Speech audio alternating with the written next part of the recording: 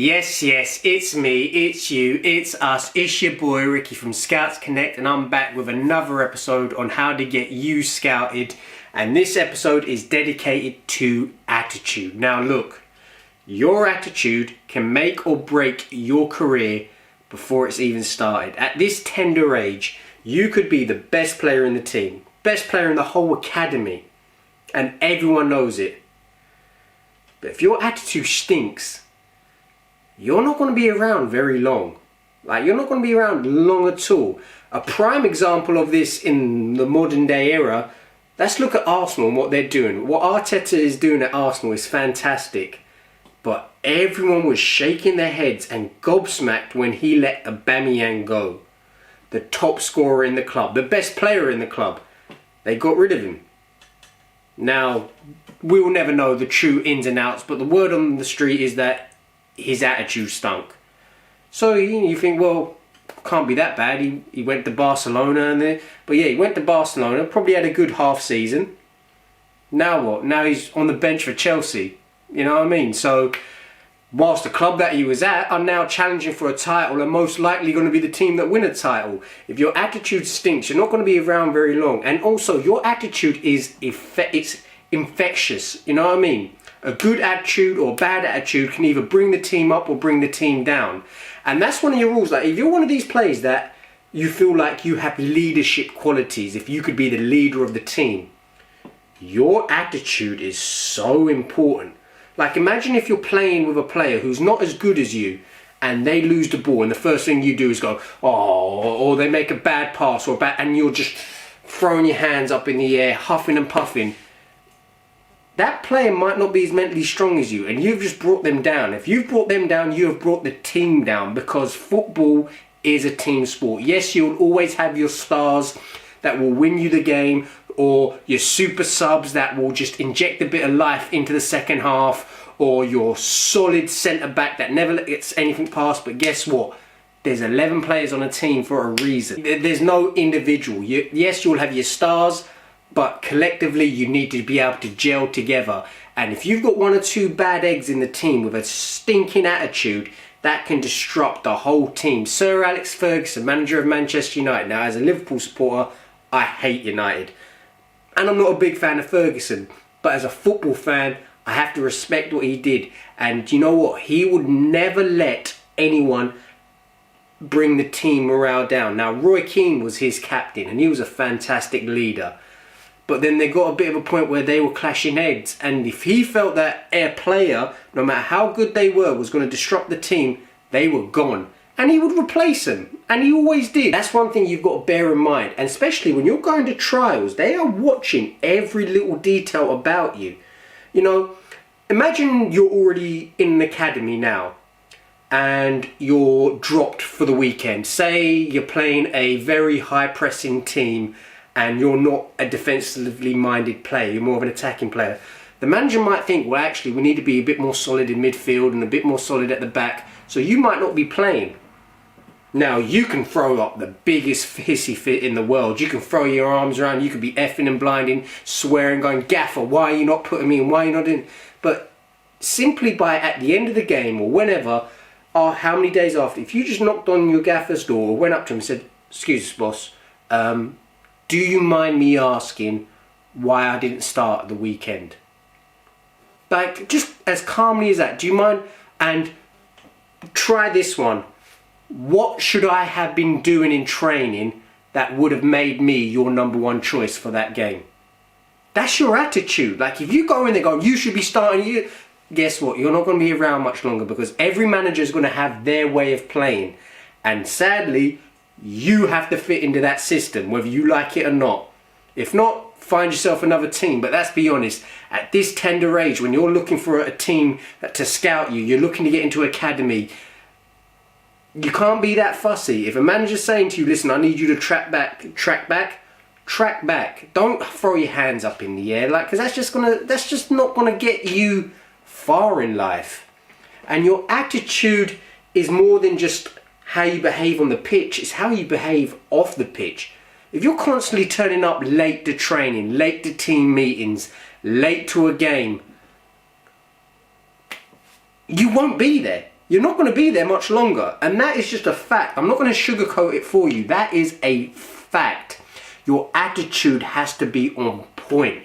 Be respectful to your managers. If you have a disagreement with your manager, and you're allowed to have a difference of an opinion. But it's how you go about voicing your disapproval. Don't go around to the other player next to you. You know what? That manager's terrible. I don't like him. You know what? Why is he starting him? He's no good. Don't do that. Don't bring the team down. Especially, like I said, going back to about being a leader, you should be lifting the team up. If you've got a player, you know that he's having a terrible game, go up there and just say, listen, keep your head up, forget about it, keep going. Be vocal like that. If you can, it is so effective. You may not even be the best player in the team, but I promise you, scouts and coaches, they see these sort of things. If they see you going around, go on, keep going lads, keep your head up, doing this. If you're on the sidelines, but you know what, you're cheering the team on, that's a good egg. And that's people want that around their club. They want people that have the right attitude. You're going to get sick of me saying it, but attitude is so important. Don't bring the team down. Build them up. Be respectful to your teammates. Be respectful to your coach. Here's another thing as well. Imagine if you're in the train, you've just lost a game, it's a terrible game. If you're throwing all your stuff around, throwing your boots around, effing and blinding, the team don't need that. The team doesn't need that. The team needs someone that's going to go, you know what guys, we didn't get it right. We didn't get it right. We know what we did wrong. Or if you don't know what you do wrong, you go to the manager and say, listen, Gaffer, we didn't get it right. What did we do wrong? And that's your manager. It's his job to say, right, we're going. And let's be honest, sometimes your manager does get the tactics wrong. But you know what? At this tender age, it's not your job to be questioning him. It's your job to be working on yourself, working on your skills and trying to better yourself every training session, every game. And there will be days where you will have a terrible game. You might have not had the best night's sleep. You may be coming back from an injury. You may be hiding an injury from the coaches. So you might not play to the best of your ability. But like I said in the last video, you can't stop a mistake from happening once it's happened. You can only control how you go forward. So once you've had that bad game, you're going to just have to not forget about it, because you're going to have to confront yourself and hold yourself accountable. And this is where you have to swallow your pride and go to your coaches, coach, Gaffer, what did I do wrong? Why was I playing so bad? And stuff like this. And sometimes you know the answers. Sometimes you need to go to yourself, you know what? Maybe I shouldn't have gone out the night before. Maybe I should have got a decent night's sleep. Maybe I should have had a decent pre-game meal. Maybe I should have done my research a bit better. But at the end of the day, once you've made that mistake, you have to start sourcing how to improve on it and how to rectify those mistakes. And that's what your coaches and your manager, that's what they're there for. They don't expect you to know everything. Trust me, you will have gained their respect a lot more by going up to someone and go, how can I improve? What did I do wrong? Especially if you see a scout. If you know you're the best player in the world, don't act arrogant. Don't act like the scout's doing you a favour by coming to watch you. Don't do that. I spoke in the last videos, imagine how much you would stand out if you went up to the scout at the end of the game and went, oh, thank you for coming to see me. Have you got any feedback for myself? Same for this. This is attitude as well. It will just make you stand out. So you need to get it into your head. You are not bigger than the team. You may be the best player, you may be the star player, but you're not bigger than the team. And if you're put in a leadership role, it is your job to lift everyone up. One of my all-time favourite footballers in the world is Steven Gerrard, and the amount of times I saw him grab a game by the scruff of his neck and go, no, we are not going out like this. We are not going out like this. I've seen it so many times. And of course, rival fans are always going to bring up the slip against Chelsea or whatever and stuff like this. But I saw it for the best part of 15 years. He will just always be there. He'll be lifting everyone up. I used to see him live, and I used to see him go crunching into tackles. He wasn't a big shouter. He wasn't a talker, but he led by example because he had the right attitude. And that's what you need to do. Don't bring your teammates down. Bring them up. Don't constantly question your managers and your coaches out of frustration. You can question them in regards to trying to get clarity and growing, because I would always advise, ask your questions.